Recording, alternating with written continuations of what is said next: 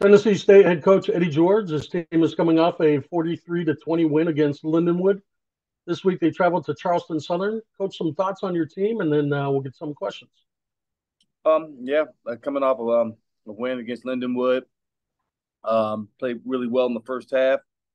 You got outscored in the second half, 13-0, or in the fourth quarter, and that's not how I wanted to end our game. It's a sloppy play across the board, lost focus toward the end, and looking to clean it up this week in terms of learning how to finish. And I really feel like our guys are really responding well to the challenges that lie ahead. We're in a great position right now to finish off the season strong.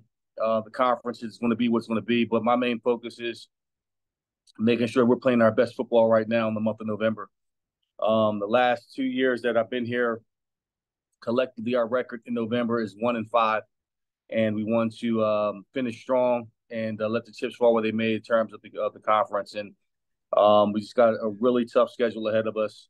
This weekend with Charleston Southern, they pose a great challenge for us. They are 2-1 with likable opponents that we played: Kennesaw State, Lindenwood, and UT Martin. They play those games tight. And that's the kind of game I expect going in there on senior day. So this team is well coached. They fly around. They have a multiple front. Their offensive line really comes off the ball.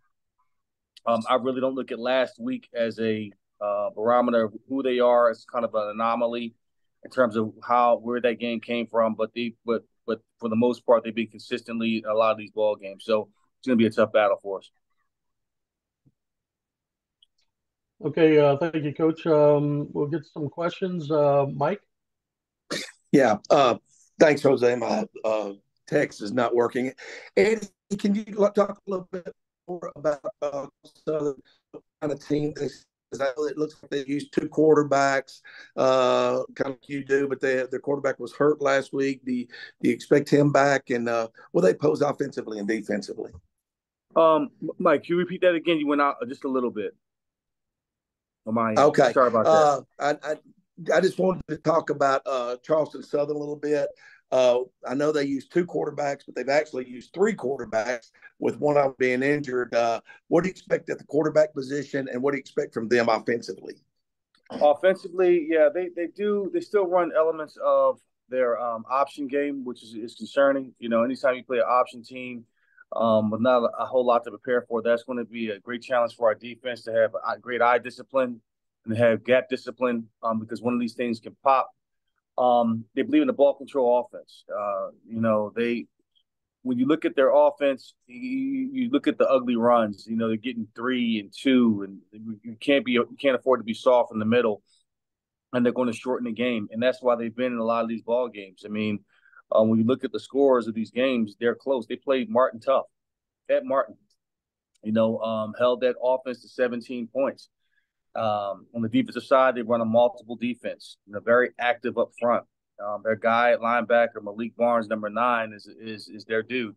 They have a strong safety in number 16, Davion Williams, who comes down and creates havoc. So their front is really, really stout. They play much bigger than when they appear on tape, and it's a team that's well coached. They're sound in all three phases of the game: the kicking game, the return game, and they're mentally and physically tough. Their record doesn't indicate just how good they are. And us coming in there on a road game, with a team with momentum, I mean, this could really turn their season around for their seniors.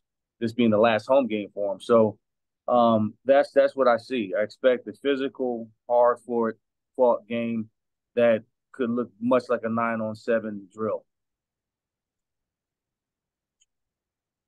My last question: you mentioned that the momentum. What would talk about that the intangibles that brings? And was the second half anything to be concerned about maybe that breaking the momentum? Do you hear me? Yeah, you went out just a little bit, Mike. I heard something about the momentum. Yeah, just talk about your team with the momentum it's got going into this game. Yeah, that's having a month that we had, it feels good. But I know there's still room for improvement. I challenge the team to play our best ball right now, where we're hitting on all cylinders, where we're able to, run the football, throw the football to win, uh, have great special teams play in all four phases of that, and our defense is giving us a chance to win and just to be consistent with that, and not to take a week or a day for granted. So for us, it's important for us to have a very good practice week. That being Tuesday, Wednesday, Thursday, Friday, and if we do that, if we're locked in, it gives us the best chance to win. So that's kind of where our momentum is in the everyday routine of how we approach the day, where our minds are, what the challenges are. Our guys are really excited about the opportunity of playing late in November and early December, and this is something that this group has not experienced, and really Tennessee State hasn't experienced in quite some time. So we're looking to break through that threshold, and I told them it's not going to be easy. It's fun, it gets better, but it doesn't. Definitely gets harder. Thanks, Eddie. Hey, Brandon, any questions? Yes, sir. Yes, sir. Good morning, Coach. How you doing? Hey, Brandon, how are you, my man? Pretty good. Pretty good. I can't complain. I can't complain. Wanted to ask you. You've kind of touched on, your athletic background, which we all know is the Heisman Trophy, the NFL All-Pro, all-time great. And you touched on it particularly in your interview that you did with Shannon Sharp, like your humble beginnings and the work that you put in to get to the level that you ultimately achieved. Have you shared kind of some of your past with your team in terms of trying to get them to understand the work that it takes to get to where they want to go? And if you have you noticed them picking up on some of those things and that you're trying to instill into your ball club? Brandon, that's a great question, man. Every day I try to give them something. I try not to overwhelm them with too much. Sometimes they can you just like to hear yourself talk, and you can tune some things out. But I just rely on. Try to find the right time to let them know about what it takes, what I had to go through, both as a team and individually to overcome, to accomplish some things, and let them know, number one, that adversity is your friend. I went to the good book and talked about James 1, and I'll paraphrase it, and it talks about how counting all on joy for trials and tribulations, for it's going to bring the best out in you.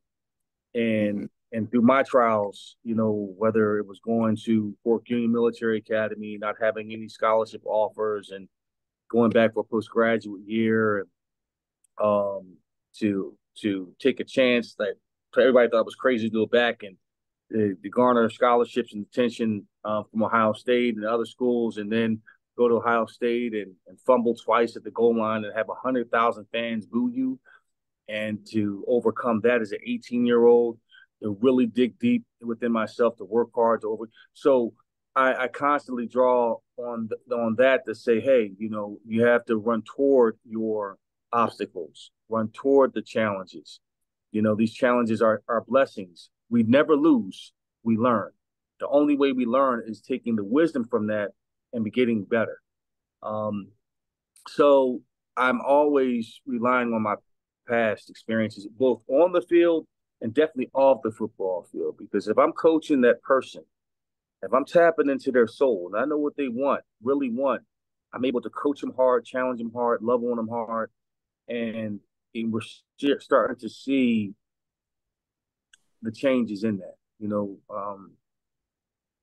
So it's always something I'm working on internally, working inside out, that I know I'll see the results I aspire to see if I work on the soul of this football team.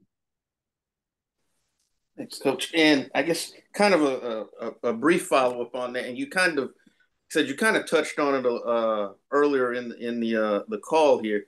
Like I said, you all are 6-2 right now, and not only is that the best mark in several years, but obviously since you've been the coach at TSU. So really, most of your team has not experienced this success at the collegiate level.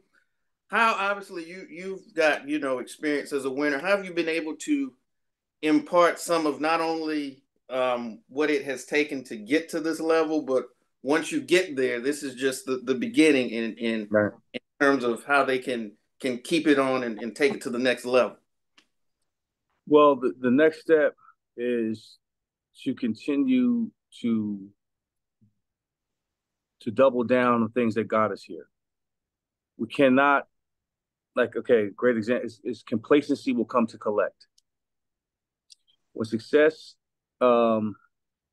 rears its head and you start to see the fruits of your labor, complacency will come in and tell you it's okay to take this day off or cut a corner here or don't give as much effort here. Don't finish there. You're not quite as fresh as you were in the beginning of the season, so therefore you can take some plays off, and that all accumulates into you falling short of your ultimate goal.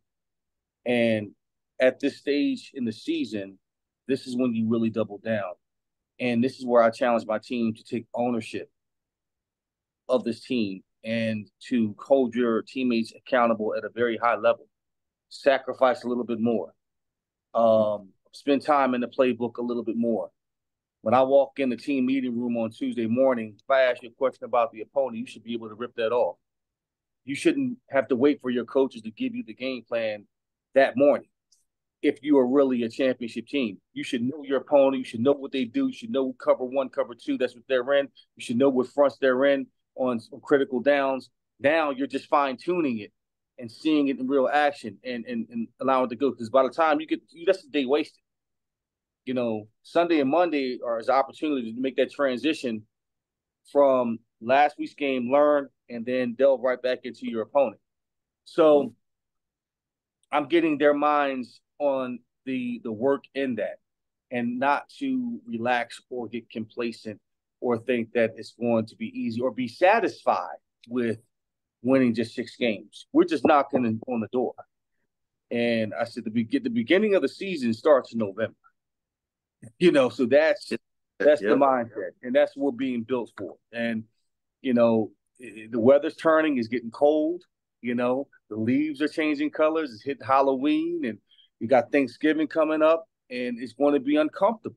And we have to learn to be comfortable being uncomfortable and really relish in that and really find out our identity and who we are in this last month of the regular season. Well, thank you, Coach. I appreciate that, and good luck with the matchup this week. Thank you, Brandon. I appreciate you, brother. No problem. You too. Okay, once again, as Brandon just said, good luck to you this weekend, Coach, and thank you for your time today. Appreciate it. Have a great week.